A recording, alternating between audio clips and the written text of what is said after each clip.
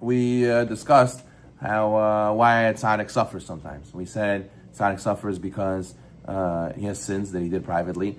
He might suffer because Hashem wants to give him suffering in Olam Hazeh, so he doesn't suffer in Olam Haba. And we said also because maybe he didn't rebuke sinners that he was supposed to rebuke, so that's a sin also. Now we're going to focus on the other side. We're going to focus, why do wicked people prosper? Why? It should be that they should get punished, no? So it says the Chovot Halevavot, Tovat Akel Yitbarach al Rasha. Hashem bestows goodness on wicked people. He says there could be a few possible reasons. Number one, maybe there's some good deed that he did. And Hashem's rewarding him for his mitzvot in Olam Hazeh. Really reward. The Gemara says, Schar mitzvah b'haya amaleka.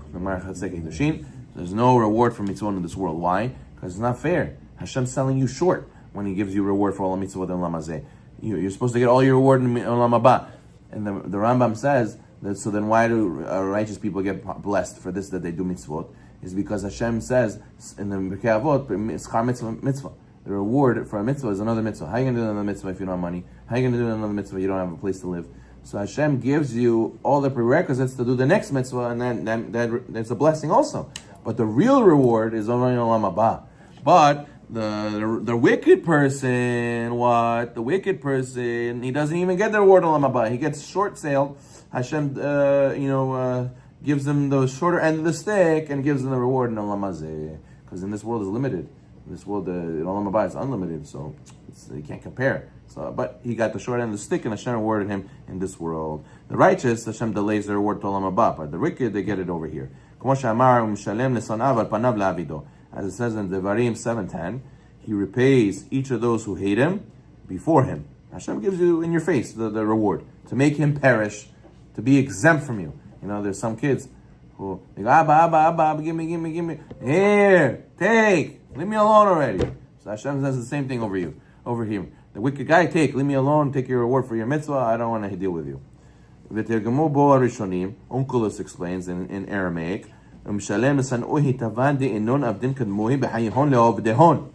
he says he repays those who hate him for the good deeds they did before him in their lifetime, in this world, to make them perish in the world to come. Ouch. Okay, he says the reason why a wicked person has to receive his reward in this world rather than Olam Haba is sometimes because his sins are so severe, he doesn't get Olam Haba at all. He doesn't get Gan Eden at all. So how is he going to give him reward for the mitzvot he did if he's not going to get any Gan Eden at all? So he has to give it to him here. He has to give him Olam Hazeh. In other cases, it's because his mitzvot were not done to fulfill the will of Hashem. But he did mitzvahs because of some ulterior motive, self-aggrandizement. These essentially are false mitzvot, which you're not allowed to receive payment in the world to come, in the world of truth. Because you didn't do the mitzvah for the truth. You did the mitzvah for yourself. So therefore you don't get reward in the world of truth. You have to get it in this world. And this world is called the world of lies. So therefore that's why you get it over here as well. Okay. Sometimes, reason number two, is sometimes the wealth of a wicked person is given to him in the manner of a deposit.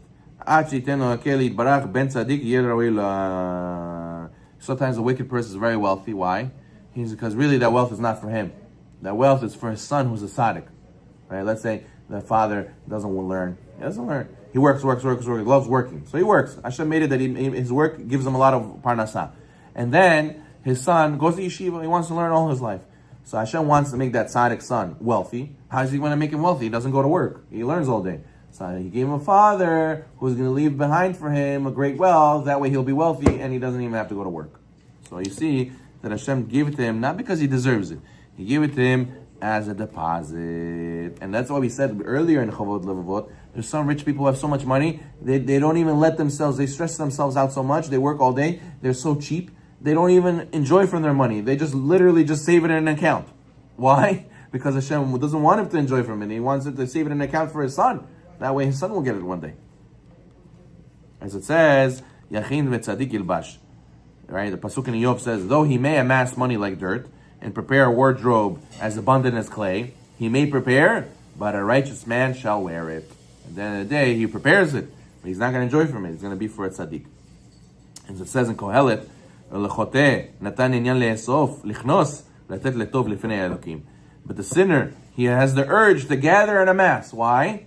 that he may give it over to the one who's pleasing to God. There's some people who work, only what? To pass it over to somebody else who needs it.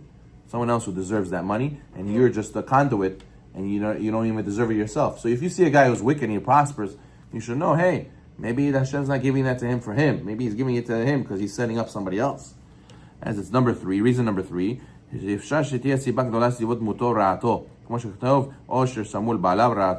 maybe Hashem's killing him. Some people are workaholics. Some people get so much stress from the money. Maybe Hashem is taking him from this world via killing him through his own money. That really, being wealthy is bad for him. It's not good, healthy for him. So therefore, the wicked is suffering. Why is the wicked prospering? He's not prospering. All this money only gives him stress, and he's dying because of this money. Reason number 4. He says, maybe Hashem is being patient with the wicked person until he repents, and then he's being worthy of his wealth, right? Look at King Menashe. King Menashe made everybody serve Avodah Zarah, right? He was a descendant of King Solomon. And he was very wicked for 22 years of his reign. Hashem allowed him to remain in power. Why? Why is Hashem rewarding him? Because Hashem knew that eventually he'll do teshuvah, and he ended up doing it. Number 5, maybe the wicked person is getting rewarded because of the earlier pious deed of his grandfather or his father. Chovot Halevavot, right? As it says by Yehu ben Nimshi, right? It says the Melachim Bet, Kings 2. And it says, B'nei Revi'im yeshvu lecha al kisei Yisrael. You have done well, which is done proper in my eyes. You have done to the house of King Achav what was good in my heart. 4 generations of your descendants will sit on the throne of Israel. Already Hashem promised Yehu that 4 generations will sit on the throne. What if his son's Rasha? No, it doesn't matter. You deserve it, your descendants are going to have the throne. So you see that this Chovot Halevavot goes even to the kids that are wicked. So if you see a wicked guy, could be that his father is righteous and Hashem has to pay the son no matter what. Finally, we'll do a number 6, last one. You know why Hashem gives a reward to the wicked? Hashem wants to test everybody. Hashem wants to see who's real, who's not. Those people who are not so real and they're only doing things to get reward, what do they say? Oh, this wicked guy, he has a good life. I don't have to be a tzaddik to have a good life. I could be wicked too. And he goes and runs and becomes wicked. But a person who really serves Hashem, he's not going to go, so what, the wicked guy has a parnasa? I want to serve Hashem. So he's real. So the Hashem does it to expose the frauds, in order those who are really evil on the inside. When they see the wicked people are successful, they quickly run to turn towards their superficial service of Hashem. They turn away. They connect to those wicked people and they want to learn from their ways. And at the same time, one who's pure-hearted to Hashem, he doesn't go to the wicked people. Hashem sees he's trustworthy. Opposite, the guy who's righteous, he suffers, he endures the punishment, he endures seeing those guys suffer, prosper, and he's suffering, and he doesn't care to connect to them. On top of that, those guys make fun of the tzaddik, they put him down, and he gets a reward for all this commitment that he made to Hashem.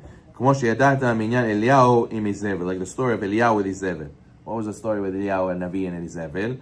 After the prophet Eliyahu confronted the prophets of Baal, right, the false prophets of Baal in Mahan Carmel, he had all of them killed. The wicked queen Izebel told her soldiers to kill Eliyahu, and Eliyahu was forced to live in the wilderness, right? That's when the birds brought him food, right? And he had Uber Eats in the middle of the forest.